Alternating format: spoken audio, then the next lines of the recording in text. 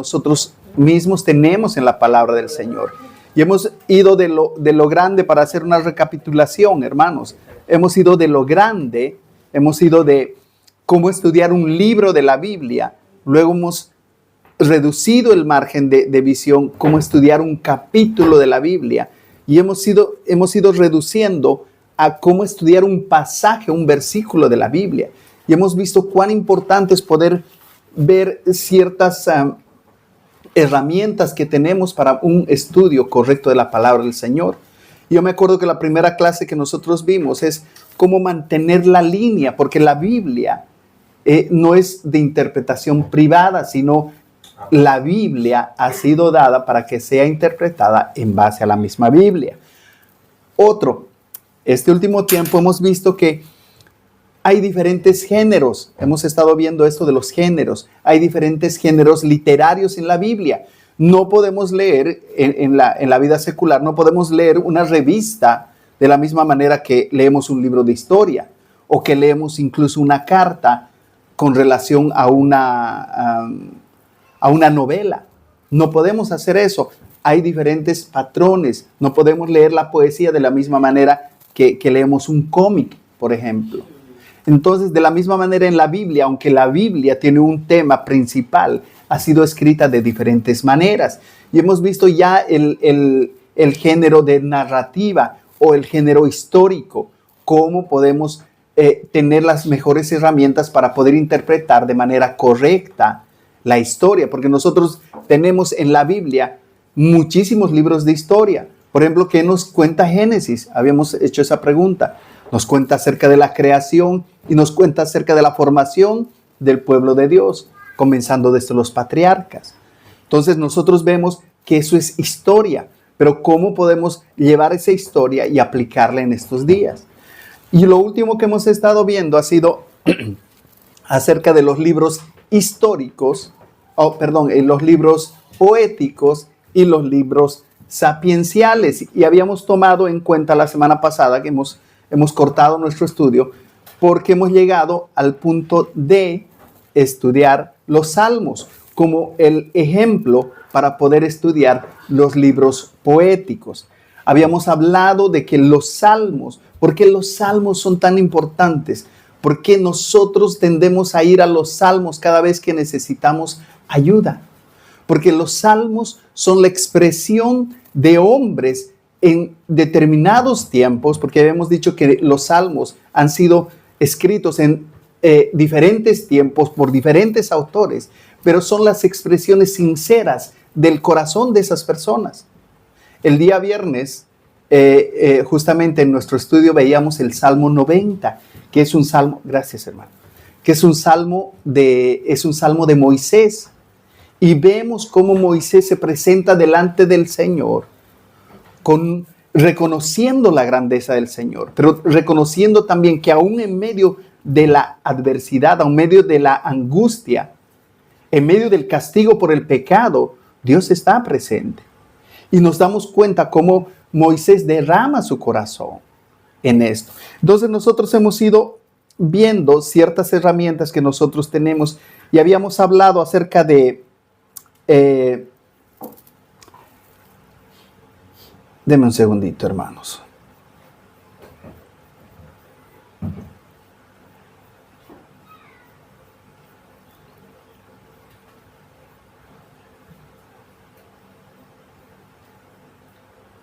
Habíamos hablado del paralelismo. ¿Y qué era el paralelismo? El paralelismo era cómo estaban formados esos versos. Habíamos dicho que los salmos son cánticos, son poesía hebrea, pero habíamos dicho que era densa poesía hebrea, que a veces por la traducción no se puede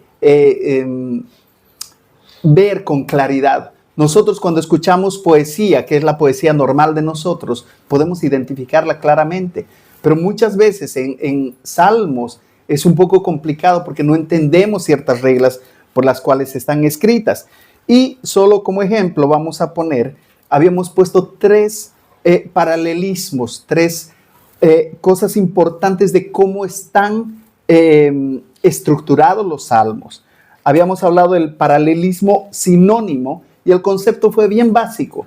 este es un paralelismo que está diseñado de esta manera. La segunda línea está diseñada para proveer un poco más de información, para presentar una información explicativa de lo que se ha dicho anteriormente, y nosotros podemos ver ejemplos. Por ejemplo, el Salmo 19:8 dice: los mandamientos de Jehová son rectos que alegran el corazón.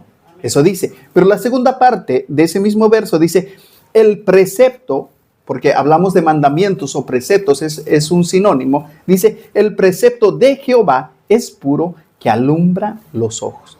Entonces vemos como en este paralelismo la segunda línea nos provee de más información o acota a la primera idea principal. Ahora, denme un segundo, hermanos.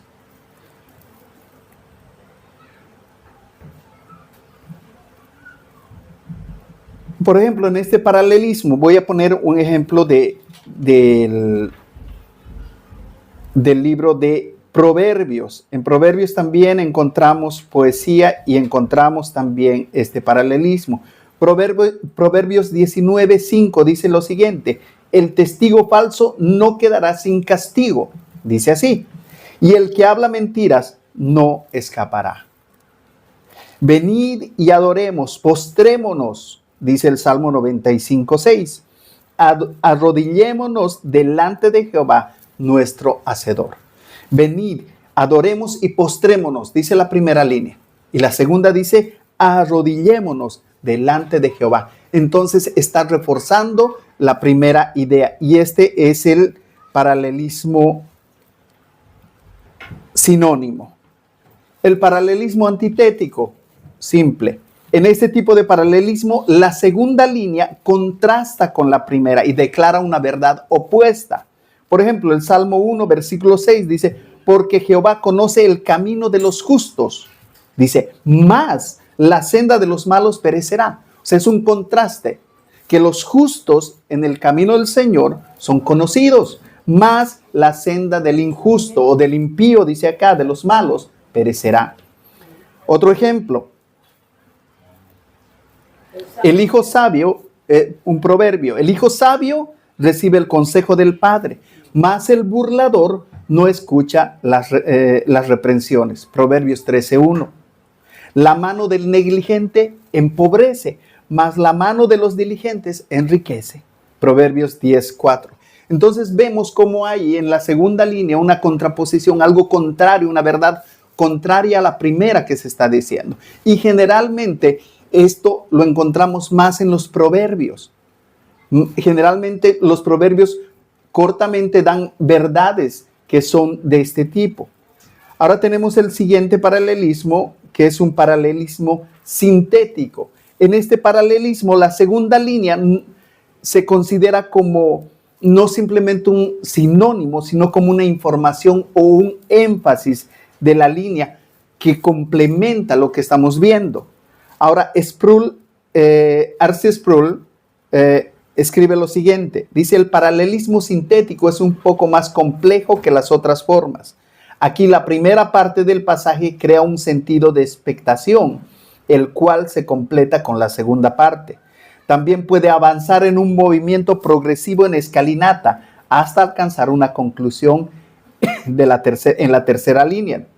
Por ejemplo, tenemos el Salmo 14:2, dice: Jehová miró desde los cielos sobre los hijos de los hombres para ver si había algún entendido que buscara a Dios. Entonces vemos cómo en la segunda línea y en la tercera línea esto se completa, se complementa. ¿Por qué Dios estaba haciendo lo que estaba haciendo? ¿Sí se entiende hasta acá? Hasta acá hemos visto la anterior semana. Ahora, habíamos dicho que tenemos en el... No levantaste la mano.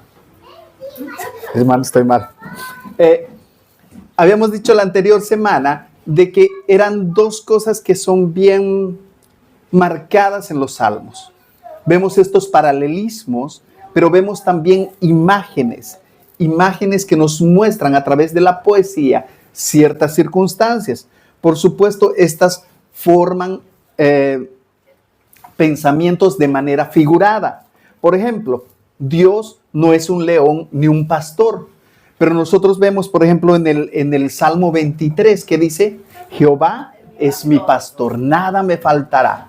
Y como vemos en los 4 primeros versículos, vemos la imagen del pastor. Ahora dice, la idea es transmitir la idea de que Dios cuida de nosotros, Dios provee el cuidado para nosotros. Que dice, Jehová es mi pastor, nada me faltará, en lugares de delicados pastos me hará descansar, junto a aguas de reposo me pastoreará.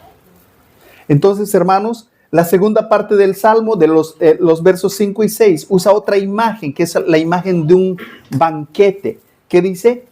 ¿Qué dice los versículos 5 y 6? Los hermanos que saben. Confortará mi alma, me guiará por sendas de justicia, por amor de su nombre. Aderezarás mesa delante de mí, en presencia de mis angustiadores. Unges mi cabeza con aceite, ciertamente mi copa está rebosando. Esa es la segunda parte. Entonces nos da 2 imágenes y así podemos ver en los salmos muchas de estas imágenes que son alegorías de lo que se está tratando, el autor está tratando de manifestar. Es lo mismo que cuando nosotros hacemos poesía en la vida secular, por decir, la poesía que nosotros conocemos. Por ejemplo, nosotros hacemos poesía, no sé, alguien que sepa poesía, hermanos, alguien que haya sido poeta, dígame. Del cielo cayó. Esa es la típica. No, hay uno que yo me acuerdo, no me acuerdo muy bien. Dice, pasarás por mi vida sin saber que pasaste, como el dulce contraste de saber que te quiero y jamás lo sabrás. Es poético, hermanos. Hermanos, ya sé que le voy a decir a mi esposa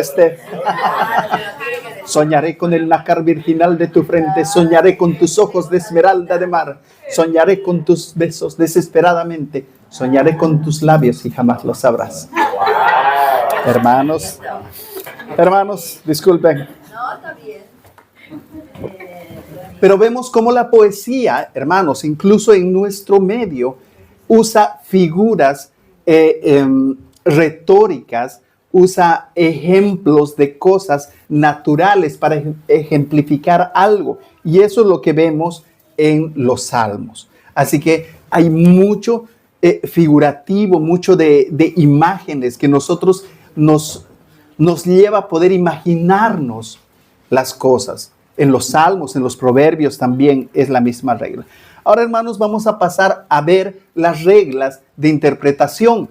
Por eso yo les decía, no es lo mismo estudiar una carta, no es lo mismo estudiar un libro histórico que estudiar los salmos, que son poesía. Teniendo una idea básica de los tipos de salmo y de las herramientas que emplean, podemos identificar ciertas cosas que son necesarias para que nosotros vayamos a los salmos. Al principio habíamos dicho de que a veces nosotros vamos a los salmos sin el entendimiento correcto, y hay salmos que sí los conocemos como el 23, como el 1, como el 27, como el 91, pero hay otros salmos que a veces los leemos y llegamos a cierta parte y decimos, no, este salmo como que no, porque hay salmos imprecatorios y vamos a ver esto más adelante. Primero, es importante identificar las estrofas de las cuales están compuestas los salmos. ¿Por qué? Porque identificando las estrofas, identificando las partes de un salmo, vamos a poder tener más clara la idea de lo que el salmista, la persona que ha escrito ese salmo, quería decir. Algo que nosotros no tenemos que olvidarnos es de que los salmos eran generalmente cánticos para el pueblo de Dios, eran expresiones delante de Dios. Entonces tenemos que verlos desde ese punto de vista. En la poesía, una estrofa constituye una unidad de pensamiento. Cuando nosotros vemos una poesía normal, en una estrofa muchas veces se expresa mucho de lo que se quiere decir. Ahora, identificar todas estas cosas son importantes. Y yo les quiero poner un ejemplo. Hermano, si me puedes prestar el cablecito negro, ese que está. Sí, solo de la parte negra. Yo quiero compartirles algo para que podamos entender un poco mejor cómo poder tratar de resumir en una oración corta la idea del salmista. Permíteme, hermano. Sí. Hermanos, la verdad que yo les decía hace unas semanas que yo quisiera realmente tener la capacidad de poder hacer estas cosas de mejor manera. Pero hasta ahí me llegó, hermanos. Por ejemplo, este es un salmo súper conocido. ¿Qué salmo es? 91. No, el 121, perdón. 121. Hermana, casi le pongo rojo. 121. Pero miren, si nosotros lo expresamos de esta manera, nosotros lo podemos leer de continuo, pero si lo expresamos, miren, alzaré mis ojos a los montes, ¿de dónde vendrá mi socorro? Mi socorro viene de Jehová, que hizo los cielos y la tierra. Y podemos leer este salmo de esta manera. Nosotros podemos identificar claramente esas divisiones. Dice, no dará tu pie al resbaladero, ni se dormirá el que te guarda. He aquí, no se adormecerá, ni dormirá el que guarda a Israel. Otra vez comienza, Jehová es tu guardador. Y en este tipo de salmos es fácil identificar. Algunas de las Biblias ya vienen con un espacio entre estrofa y estrofa. Exactamente. Pero hay salmos, como el Salmo 42, que son un poquito más difíciles de ser identificados. Y vamos a leerlos. Dice, como el ciervo brama por las corrientes de las aguas, así clama por ti, oh Dios, el alma mía. Mi alma tiene sed de Dios, del Dios vivo. ¿Cuándo vendré y me presentaré delante de Dios? Fueron mis lágrimas mi pan de día y de noche, mientras me dicen todos los días, ¿dónde está tu Dios? Me acuerdo de estas cosas y derramo mi alma dentro de mí, de cómo yo fui con la multitud y la conduje hasta la casa de Dios, entre voces de alegría y de alabanza del pueblo en fiesta. Y el coro, si esta fuera una canción, el coro diría lo siguiente: ¿por qué te abates, oh alma mía, y te turbas dentro de mí? Espera en Dios, porque aún he de alabarte, salvación mía y Dios mío. Continúa, Dios mío, mi alma está abatida en mí. Me acordaré, por tanto, de ti desde la tierra del Jordán y de los hermonitas desde el monte de Mizar. Un abismo llama al otro a la voz de tus cascadas. Todas tus ondas y todas tus olas han pasado sobre mí. Y continúa, por si acaso, hermanos, este espacio es que se me acabó la hoja, por si acaso. Pero de día mandará Jehová su misericordia y de noche su cántico estará conmigo y mi oración al Dios de mi vida. Diré a Dios, roca mía, ¿por qué te has olvidado de mí? ¿Por qué andaré yo enlutado por la opresión del enemigo? Como quien hiriere mis huesos, mis enemigos me afrentan, diciéndome cada día, ¿dónde está tu Dios? Y viene el corito. ¿Por qué te abates, oh alma mía, y por qué te turbas dentro de mí? Espera en Dios, porque aún he de alabarte, salvación mía y Dios mío. Pero esto continúa. Salmo 43. Júzgame, oh Dios, y defiende mi causa. Líbrame de la gente impía y del hombre engañoso e inicuo, pues que tú eres el Dios de mi fortaleza, porque me has desechado, porque andaré enlutado por la opresión del enemigo. Envía tu luz y tu verdad, estas me guiarán, me conducirán a tu santo monte. Y a tus moradas entraré, al altar de Dios, al Dios de mi alegría y de mi gozo, y te alabaré con arpa, oh Dios mío, Dios mío. Otra vez el coro. ¿Por qué te abates, oh alma mía, y por qué turbas dentro de mí? Espera en Dios, porque aún he de alabarte, salvación mía y Dios mío. Amén, hermanos. Hasta ahí la lectura. Hermanos, nos damos cuenta que estos dos, a veces habíamos hablado ya acerca de las divisiones de los capítulos y versículos, pero nos damos cuenta que es una expresión de algo que está tal vez a nuestros ojos está velado. Pero cuando nosotros lo dividimos de esta parte, es como cuando nosotros estamos cantando los himnos que cantamos un coro que se repite varias veces, pero cantamos verdades en diferentes posiciones. Y es lo mismo que acabamos de ver, hermanos. Entonces, ¿qué es lo que hemos visto? Hemos podido identificar los versos, cómo se dividen dos de estos, de los 150 capítulos que tenemos. Ahora, la segunda cosa que tenemos que hacer, identifica la idea central. Identifica la idea central. ¿Cómo encontrar la idea central? Nosotros hemos visto en los capítulos 42 y 43, por ejemplo, que hablan de tres cosas diferentes, pero las estrofas son unidas por algo que es como el nexo entre las estrofas, que son lo que nosotros llamaríamos el coro, que dice: ¿por qué te abates, alma mía? Independientemente a la circunstancia que esté pasando, ¿por qué te abates? Confía en Dios. Eso es lo que está diciendo el salmista. Confía en Dios. Entonces, hermanos, en estas tres secciones que hemos visto, vemos temas distintos. La sed, dice: mi alma tiene sed de Dios, del Dios vivo. Así comienza el salmista. Luego dice, él muestra la causa de su ansiedad y el llamado. Lo último que vemos es el llamado a la vindicación, a vindicar al pueblo de Dios.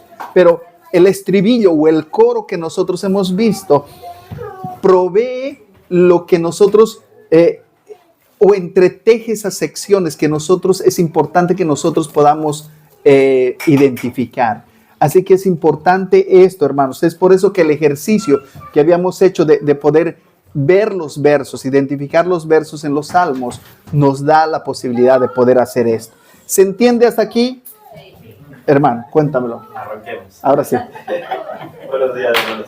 Sí, es interesante poder comprender un poco el contexto de por qué se escribe, ¿no? Yo, mientras tú hablas, meditaba en lo privilegiados que somos de este lado de la eternidad, porque estos hombres de Dios que escriben sus salmos no han visto a Dios cara a cara.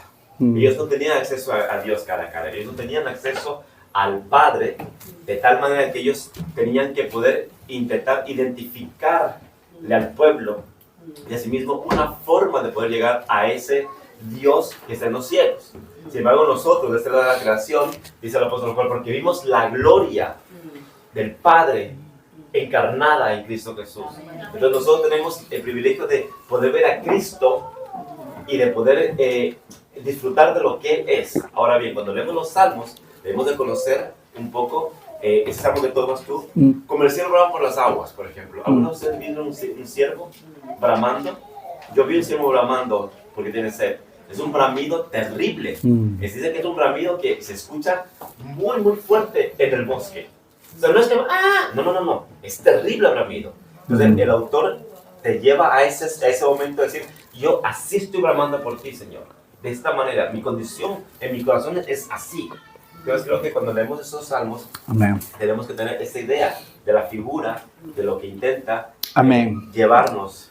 Yo creo que lo que dice el hermano es correcto, pero también fueron personas escogidas de Dios, que no importa que no lo vieran, pero le dio el don de poder sentirlo en su corazón y poder inspirarlo para escribir, porque toda la Biblia es inspirada por Dios, porque usó a la persona. Amén. Mucha razón en esto, pero hermanos, nosotros no nos olvidemos del principio básico que habíamos hablado de los salmos. ¿Qué son los salmos? Son las expresiones sinceras de hombres que en su momento, imagínense, por ejemplo, el Salmo, si no me equivoco, el 73, que es de Asaf. Él dice, yo comencé a mirar que todos progresaban. El malo vivía súper bien, estoy parafraseando, el malo vivía súper bien y estaba bien hasta que entrando en la presencia del Señor, pude darme cuenta cuál va a ser el final de ellos. Entonces, nosotros nos damos cuenta que son expresiones sinceras de angustia muchas veces, de angustia del pueblo, de angustias personales. Nosotros vemos el Salmo 51, que es un salmo donde vemos a ese hombre arrepentido que era David, que realmente se había arrepentido por el pecado cometido delante del Señor. Ahora, por ejemplo, lo que decía el hermano, nosotros tenemos la visión completa, pero si nosotros nos damos cuenta, esto era habitual para el pueblo de Israel. Ustedes se han dado cuenta, yo les he recitado 2 versos de un viejo poema que conozco, pero ustedes inmediatamente han podido identificar. Ahora, por ejemplo, Jesús no habla en poesía, pero sí la usa. Por ejemplo, tenemos en Mateo 5, si no me equivoco, dice, al que pide, dale. Dice, y al que quiera tomar de ti prestado, no se lo rehuses. Eso es como un proverbio. Si nosotros vemos, es el mismo principio de los proverbios. Entonces, cuando nosotros vemos esto, pedid y se os dará. Dice, buscad y hallaréis, llamad y se os abrirá. Entonces vemos que el mismo Señor Jesús, Él era judío y tenía cuando nosotros vemos a Jesús siendo la sinagoga, Él había sido de alguna manera enseñado, porque toda la vida hemos dicho que Jesús fue 100% Dios y 100% hombre. Y la Biblia nos muestra de que Él crecía, dice, en conocimiento y sabiduría. Ahora a veces uno se pregunta, pero Él era Dios, pero también era hombre. Y el poder equilibrar esas dos cosas, vemos cómo la Biblia nos muestra que Él iba y cumplía con las cosas como judío, dice, como Él tenía por costumbre ir a la sinagoga, dice algún versículo, ¿sí? Entonces, hermanos, nos damos cuenta que esto también era algo que el pueblo podía entender, podía saber. Vemos muchos de los salmos de David, especialmente que son cánticos de alabanza, son cánticos de lamento en muchas ocasiones. ¿Estamos bien, hermanos? ¿Sí? ¿Estamos bien hasta aquí? Número 3. Si hay alguna especificación en los salmos, es importante tomarlas en cuenta. ¿Qué quiero decir en esto? A veces nosotros hemos dicho que hay muchos salmos que son salmos anónimos, que no se sabe quién los ha escrito, pero hay muchos que tienen sí información y nos proveen de cierta información complementaria para poder identificar qué estaba pasando en esa circunstancia. Por ejemplo, yo les voy a poner el Salmo 52. Si ustedes abren sus Biblias, en el Salmo 52, lo primero que dice antes del versículo 1, dice Salmo 52, futilidad de la jactancia del malo. Ese es el título que se le ha puesto al Salmo. Pero aparte tenemos algo que complementa este Salmo. Dice, al músico principal, masquil de David, cuando vino Doeg, edomita, y dio cuenta a Saúl diciéndole, David ha venido a casa de Ahimelech. ¿Sí está así en sus Biblias? ¿Qué verso? Entonces, no, ningún verso, hermana. Antes de que comience el primer verso, viene el título, el salmo, el título, y ahí viene una explicación. Es bueno que consideremos en nuestro estudio, recuerden que estamos viendo esto para un estudio correcto de los salmos. Cuando es importante que consideremos esto para poder tener mucha más información. ¿Qué hago? Cuando vino Doeg, edomita, dice, Ahimelech. ¿Dónde está eso en la Biblia? ¿Dónde lo puedo encontrar? Y eso me puede dar mucha más información. Y hermanos, la semana pasada decíamos que no hay nada que nos podamos sacar de la manga, sinceramente. Hay muchísima información. Hoy vivimos en un tiempo en el que nosotros podemos buscar mucha información al respecto. Ahora en este aspecto, perdón hermano, ahora te dejo hablar. Pero en este aspecto decíamos, hay mucha desinformación en el internet. Lo que estamos viendo son conceptos, no es doctrina. Porque en doctrina, hermanos, y ahí tenemos que hacer la diferencia. Tenemos que ser sabios en qué estamos escuchando. Porque podemos escuchar, pastor tantos. O sea, no porque se diga pastor, o no porque se diga apóstol, o profeta, o arcángel. Necesariamente está hablando la palabra del Señor. Tenemos parámetros para poder ver. Tenemos la palabra del Señor.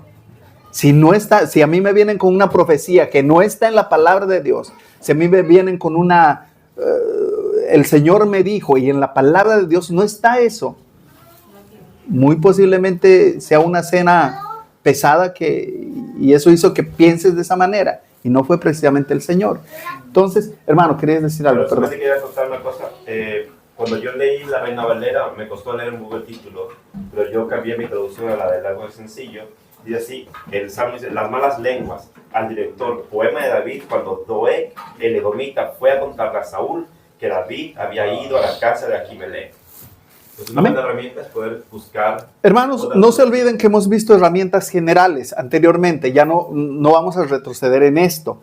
Es importante, yo les había dicho, hay pasajes que son difíciles de entender, ¿sí o no? Hay pasajes que uno los lee y dice, wow, ¿qué querrá decir acá?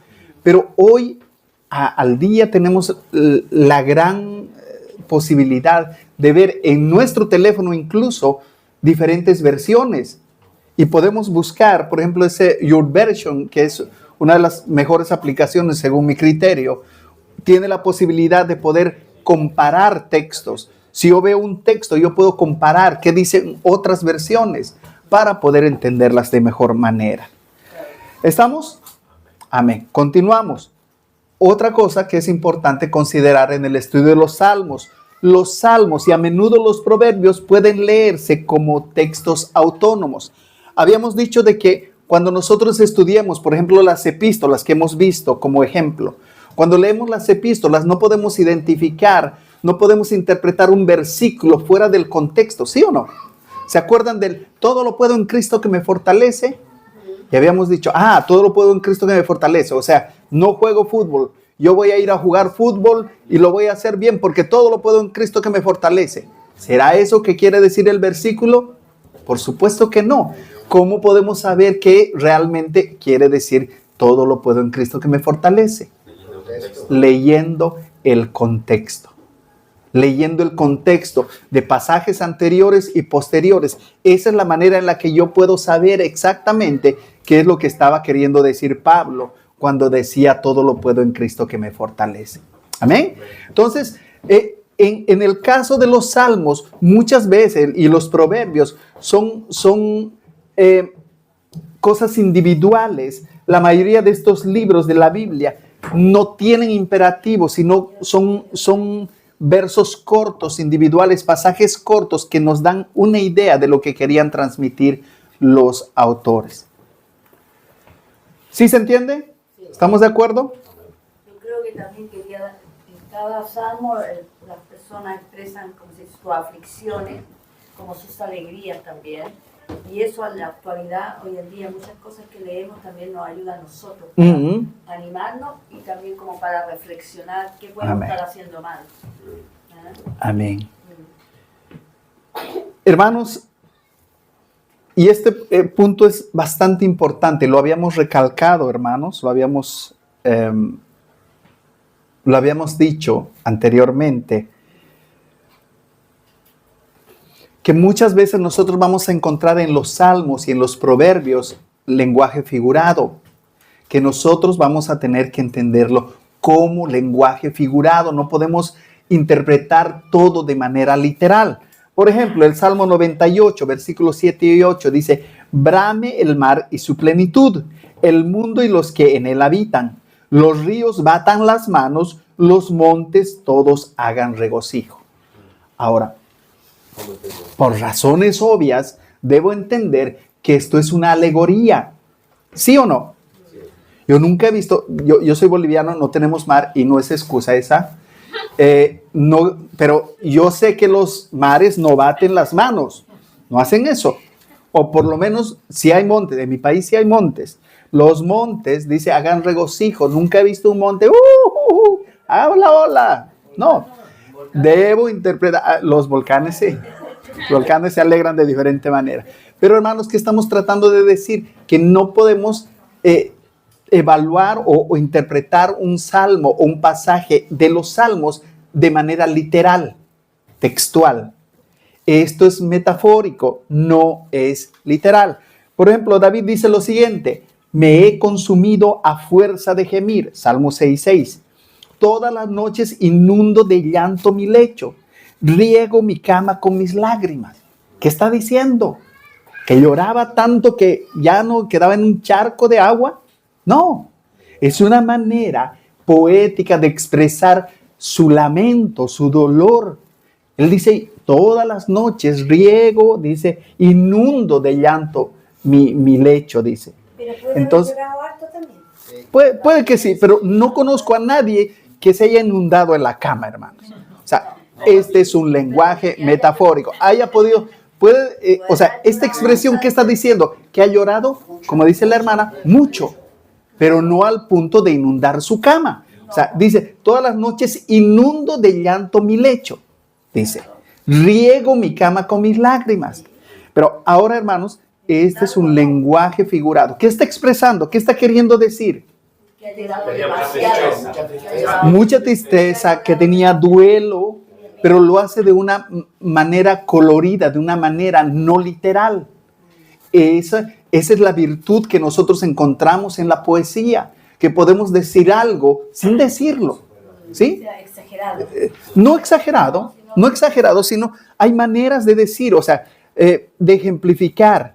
Por ejemplo, cuando el hermano, por ejemplo, ponía el Salmo 42 de ejemplo, dice, como el ciervo brama por las corrientes de las aguas. ¿Qué puso?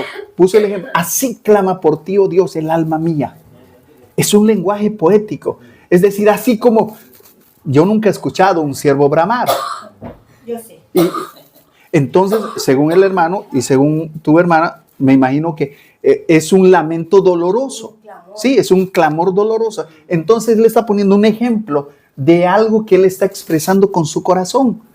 Y lo está haciendo de una manera poética. Ese es el detalle. Recordemos que estamos viendo un libro de poesía. Los salmos hablan, alguien decía, los salmos hablan primeramente al corazón y luego al cerebro. Por eso nos llegan así, porque nosotros a veces somos mucho más sentimentales, pero es importante poder ver esto. El sexto punto, y ahí quiero enfocarme mucho, por el mismo hecho de que a veces nosotros interpretamos las cosas como si fueran tratados doctrinales. Los salmos y gran parte de los proverbios no están destinados a actuar como tratados doctrinales. ¿Qué quiero decir con esto? Explico, hermano. Yo sé.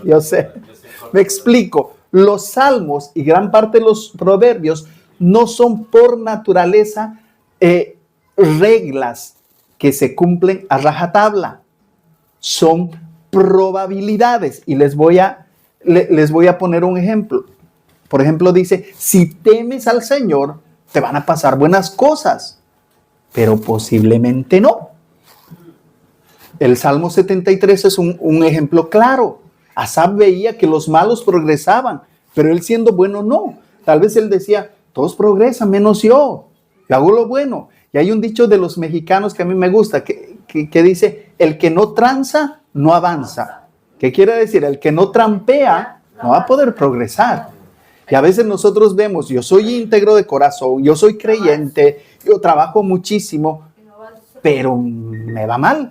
Pero este que es un flojo, que no trabaja, que no hace nada, le va súper bien. ¿Cómo así? ¿Qué está fallando? Y a veces nosotros tendemos a interpretar ciertos versículos que leemos en los salmos y en los proverbios como si fueran reglas. Ahora, todo esto es cierto, que si realmente temes al Señor, el Señor puede progresarte, puede bendecirte, pero no siempre, no es una regla. Algunos proverbios, por ejemplo, el temor del Señor multiplican los días, pero los años de los impíos serán acortados. O uno que es bien típico entre nosotros, instruye al niño en su camino, en el camino que debe andar, y aun cuando sea viejo, no se apartará de él. Ahora, Proverbios 22:6, la hermana sabe hasta dónde está. Bueno, pero esa no es una regla, ¿o sí? No. Eso querría decir que si yo instruyo, soy buen instructor de mis hijos en el camino del Señor, estoy ya la tengo librada. Mis hijas se van para el cielo.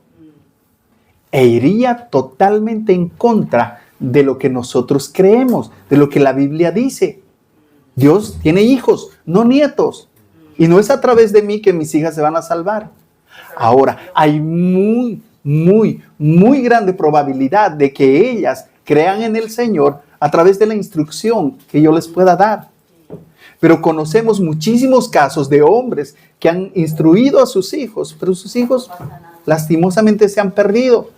Y muchas veces tomamos esto como si fueran reglas. Así que el temer al Señor y ser una persona buena, una persona moral, muy probablemente, te va a llevar a tener una buena vida, una vida mucho más larga, pero posiblemente no. Criar a tus hijos, hermano, cuéntame. Hermano, hay una cosa que hay que tener muy en cuenta cuando tú pones este tema sobre la mesa de cada hombre y mujer de esta faz de la tierra, cristiano o no cristiano. Es que el motivo por el cual Cristo viene a la tierra es para darte una vida eterna, en la eternidad. Y si ponemos nuestros ojos en la eternidad, Dios siempre te va a bendecir de una u otra manera, aunque aquí pasemos lo que pasemos, porque la eternidad no se puede comparar a esta vida tan efímera. De ahí la importancia de poder caminar como caminó Moisés, viendo como el invisible. Y eso nos va a ayudar a tener más paz y a poder comprender mejor los salmos y a poder vivir también agradecido al Señor por lo que yo soy, por lo que yo tengo, aunque no tenga como el hermano Alexis, o como no tenga. Amén. En esto, hermanos, es importante que seamos sabios y pidamos, como siempre, la regla inicial y básica de todo lo que hemos venido hablando es ora. Lo primero, el primer paso, ora, para que el Señor pueda mostrarte realmente lo que Él ha dejado en su palabra. Y ya les vuelvo a decir, la Biblia no es de interpretación privada. No puedo decir, yo creo que es así. No es así. Hermanos, muchas veces nosotros decimos, yo veo a mis hijas y yo tengo conscientemente quiénes son mis hijas, sé quiénes son mis hijas, pero a veces como ese amor de padre me dice, no, mis hijas son buenas chicas, pero son pecadoras que hasta que no se arrepienten se van a ir al infierno. Eso dice la Biblia, no lo digo yo, no es porque odie a mis hijas. Si no se arrepienten se van a ir al infierno, y no lo estoy diciendo desde acá, ellas lo saben. Yo he hablado con ellas, por supuesto que sí. Pero uno planta la semilla en los hijos. Hermana, ahí le voy a responder en esto, porque la semilla, recuerden que la semilla de la palabra no es infalible. ¿A qué voy? Cuando nosotros vamos, y seguramente en estos días vamos a ver, en estos próximos domingos vamos a ver la parábola del sembrador. ¿Cuántos tipos de semillas había? 4. No, de semillas. ¿Cuántas semillas había? Una. ¿Cuántos tipos de tierras había? 4. Son 4, hermanos. Lean sus Biblias, hermanos, por favor. Adivinen. Hermanos, y nos damos cuenta, a veces pensamos, no, yo he plantado la semilla en mis hijos. Por eso, o sea, el resultado debería ser que mis hijas sean cristianas un día, no sé cuándo. Pero realmente no pasa muchas veces, hermanos. No pasa muchas veces. ¿Por qué? Porque si yo me voy a las 4 semillas que me habla la parábola del sembrador, no en todas el fruto da al 100%, al 60%, ni siquiera al 30%. Entonces nos damos cuenta que muchas veces los afanes, nosotros vemos, tengo hijas adolescentes, hermanos. Yo veo que yo las puedo traer desde las 7 de la mañana aquí de rodillas en la iglesia. Pero si yo les digo, chicas, vamos, hay un concierto de, no sé de quién. Y ellas, yo les aseguro que irían con muchísima más alegría que ir a la iglesia. Es la naturaleza pecaminosa. Es por eso que a veces interpretamos al calor de nuestros sentimientos la Biblia. Pero la Biblia, otra vez, debemos interpretarla en el contexto general de lo que dice la palabra. Amén. Hermana, ¿querías decir algo? Perdón. Sí, están hablando de lo que se les fue un poquito la onda, pero comprendo que todo lo que ocurre aquí en la tierra es un espejo, un reflejo de lo que va a ocurrir ahí arriba en el cielo. Entonces, si aquí fuiste el malo, allá vaya a seguir siendo. Allá no vas a llegar. No vaya a llegar. No. Bueno, no, a ver, No. No. Y estaba hablando de que, por ejemplo, si un hermano está bien bendecido y yo no amo al Señor y yo lo amo y a mí no me va bien, ayúdenme un poquito que se me fue la onda. Mana Erika, si tú eres malo aquí en la tierra, tienes más probabilidad de irte al cielo. te lo digo ya. Malo en la tierra. Sí, el problema es si tú eres bueno aquí en la tierra. Dijiste malo. Sí, si tú eres malo, tienes más probabilidades De ir al cielo. de ir al cielo, seguro. Porque en un momento de la vida vas a descubrir que tú eres tremendamente malo, vas a buscar un salvador que te salve. Pero mientras vives en la tierra siendo bueno, creyendo que eres bueno, tú vas a llegar a... Ya, la explicación de lo que quiere decir mi hermano Patricio, porque hasta yo me confundí, hermano. Disculpe. Hermano, ahora estamos al revés. Si eres malo, te vas al cielo. Si eres bueno, abajo. No. Hermanos, lo que está queriendo decir el hermano Patricio es de que Jesús vino por los pecadores. Jesús vino por los pecadores. La Biblia nos dice de que nosotros primeramente somos peregrinos y pasajeros acá en la tierra. Lo que el Señor sí promete, si es una promesa, dice, en el mundo, ¿qué dice? Y eso lo recordamos siempre. ¿Por qué? Porque sí tenemos aflicciones, hermanos.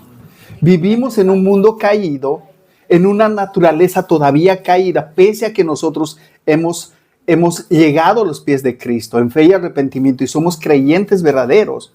Sí vivimos en un mundo caído y aún nuestra naturaleza todavía nos jala al pecado, ¿sí o no? Sí. O sea, acuérdense que decía Pablo, miserable de mí, Cuando quiero hacer el... ¿quién me librará de este cuerpo de muerte? Porque él veía en sus propios miembros cómo muchas veces no hacía lo que debería. Pero la Biblia nos da una solución. Así como nosotros somos peregrinos y pasajeros, y yo les hablaba del Salmo 90 que vimos el viernes. El Salmo 90 nos dice, los años del hombre serán 70 y para el más vigoroso, ¿qué dice? Serán 80. Esa es la esperanza de vida que nosotros tenemos. Frente a una eternidad con Cristo, ¿qué serían 80 años? El poder sufrir aquí en este mundo es una regla y lo vamos a hacer. Ahora, ¿qué es lo que pasa? A lo que me refería, por ejemplo, con el Salmo 73, la gente muchas veces, uno como creyente, mira a la gente que del mundo y dice, y ellos tienen bienes, y ellos tienen casas, tienen autos, tienen esto, tienen el otro, y progresan y hacen el mal y nadie les dice nada. Eso es lo que dice Asaf. Pero él dice, hasta que entré en la presencia del Señor y me di cuenta cuál será el final de los malvados. Esa es la conclusión que él saca. Él dice, yo he estado enfocándome en algo que era pasajero, porque todo lo de este mundo, un día va a pasar. Hermano, hoy puedes trabajar muchísimo, puedes amontonar, y esa es una parte de los libros de sabiduría que dice Salomón en Eclesiastés, que al final todo es vanidad. Puedes estar esforzándote todo el tiempo y trabajar. Y dice, y él pregunta, ¿y todo lo que has trabajado, para quién va a ser? ¿Para quién va a ser? ¿Qué nos vamos a llevar, hermanos? Nada. Por eso a veces es insulso. Por supuesto, trabajar es una regla impuesta por Dios para cada hombre, cada mujer. Pero, ¿qué nos vamos a llevar? Si nos afanamos más por lo material aquí, ¿quién quita? ¿Quién me puede levantar la mano y decir, yo tengo asegurada la vida hasta los 70, 80? Es más, ¿quién me puede decir, mañana me voy a levantar? Nadie sabe. Hermanos, hoy día yo oraba esta mañana y decía, gracias, Señor, por el día que nos das. Porque muchas personas no han despertado el día de hoy, alrededor del mundo. ¿Sí responde tu pregunta, hermana? Sodar, ya. Hermana, gracias. Sí, hermano, sí. Gracias, me siento más animado. Estoy todavía dormida por el cambio. Ya, hermana. El Señor Jesús dijo que donde está tu corazón, ese es tu tesoro. Porque tampoco hay que malinterpretar el hecho de poder tener cosas aquí en la tierra, que está muy bien, disfrutarlas para que el Espíritu está hecha. El problema es dónde está tu corazón. Tu corazón está. Yo venía hablando el día viernes con una persona que él trabaja en Chance como yo.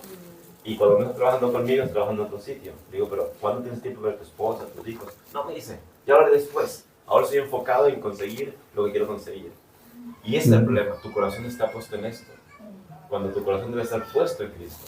Como cristianos hablando, ¿no? Entonces ese es el balance, ¿no? Porque no hay que llegar al punto de decir, no, pues entonces no hago nada porque total, yo quiero estar en el cielo. No, yo tengo una persona que últimamente está muy próspera, pero sin Dios. Y yo miro toda esa prosperidad y yo la quisiera para mí también, pero después me pongo en la presencia de Dios y siento que ahí está la prosperidad mía y siento un gozo. Amén. Yo creo que eso es. Yo creo que uno tiene que ser como, no sé si fue Saulo que lo dice en la Biblia, que dice, aprendí a estar contento con lo mucho y aprendí a estar contento con lo poco. Todo lo puedo en Cristo que me fortalece. Ahí viene, hermano. Hermanos, amén, amén. Hermanos amados, vuelvan, hermanos, nos hemos ido a Apocalipsis, vuelvan. Estamos hablando de los salmos. Muy bien, hermano, muchas gracias por el aporte. Y realmente, hermanos, esto es cierto. Nosotros tenemos que, si hablamos de la prosperidad, que no es el tema que estamos hablando, a veces nosotros humanamente traducimos la prosperidad en economía, en cosas materiales. Hermanos, nosotros tenemos el privilegio de, primero, ya no somos enemigos de Dios. Dice que por medio de Cristo tenemos paz para con Dios. Somos llamados hijos de Dios y coherederos juntamente con Cristo. Hermanos, un día estaremos allá en la presencia del Señor y ese es nuestro mayor regocijo. ¿Qué más? Continuamos. Hermanos, denme la hora, por favor. Uy, hermanos, hacen muchas preguntas. No pregunten tanto, hermanos, por favor. No, sí, está bien. No pregunten tanto. No, está bien, hermano, está bien, está muy bien. Vamos a terminar lo de los poéticos, hermanos, y la siguiente semana vamos a hablar de los libros de sabiduría. Amén. Cuando estudiemos, Juanchito, ¿quieres preguntar algo? Estabas estirando. Ok, yo dije, Juanchito, bien, pregúntale. Y ya. Hermanos, otro punto importante es que cuando estudiemos los salmos no nos pongamos a estudiar un versículo. Veamos el salmo completo como un todo, porque ahí vamos a poder entender la idea. Recuerden que nosotros no somos los primeros receptores de ese salmo, que ese salmo fue escrito en otra época para otra diferente audiencia, que no somos nosotros. Y vamos a poder entender, leyendo el salmo completo en algunos casos, o los pasajes que nosotros vamos a ver versos, vamos a poder entender cuál era la intención del autor cuando escribía esas palabras. Y es que nos vamos a poder identificar de mejor manera con lo que estaba escribiendo cuando lo hagamos así. Es importante que hagamos eso. Si tomas un versículo como ejemplo, muchas veces uno puede salir confundido. Les voy a poner un ejemplo. Salmo 74:1 dice: ¿por qué, oh Dios, nos has desechado para siempre? ¿Por qué has encendido tu furor contra las ovejas de tu prado? Pregunta. Ahora, la pregunta es, ¿realmente Dios rechaza a su pueblo para siempre? No. Seguramente este es un salmo donde Dios estaba molesto por el pecado de su pueblo. Pero siempre, o casi siempre, los salmos terminan alabando a Dios. Porque aún en su furor hemos visto cómo Dios va a castigar el pecado siempre. Dios no ha bajado las expectativas. Dios va a castigar al pecador por su pecado. Y eso está claro.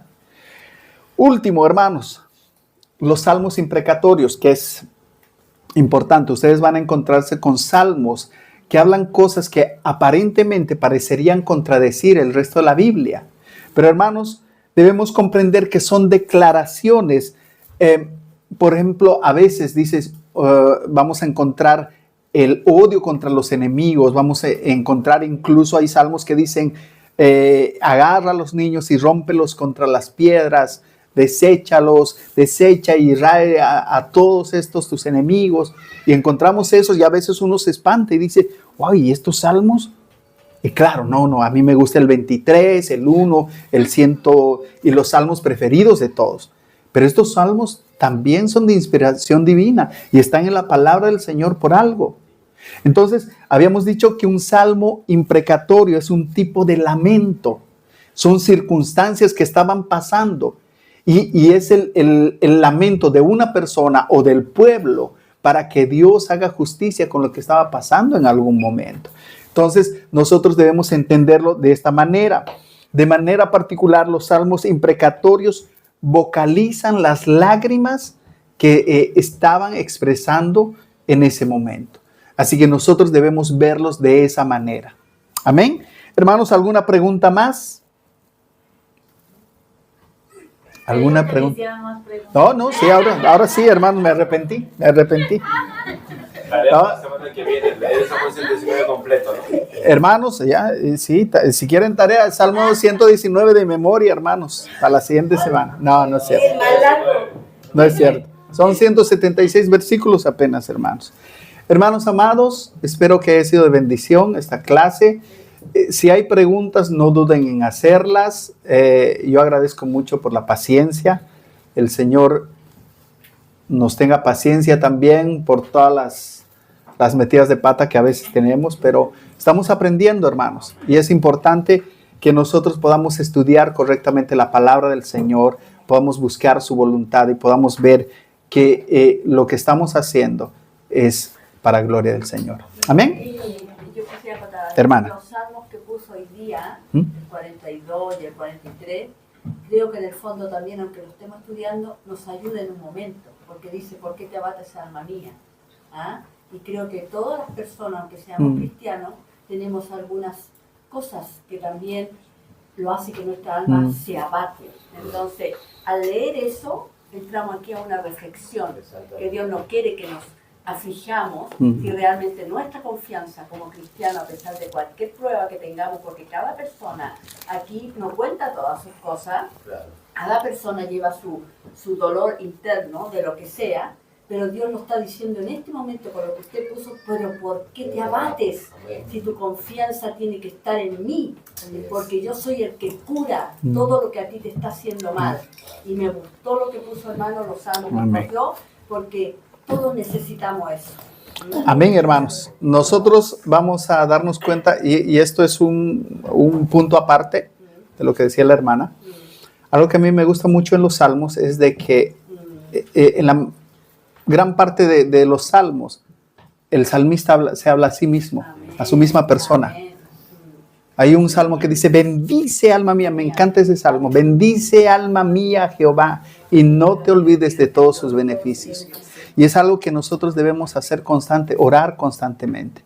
Porque muchas veces, hermanos, en los tiempos de lamento, en los tiempos de angustia, nos olvidamos y corremos a cualquier refugio, menos a Dios. Y nos olvidamos de que realmente dependemos de su gracia. Amén. Hermanos,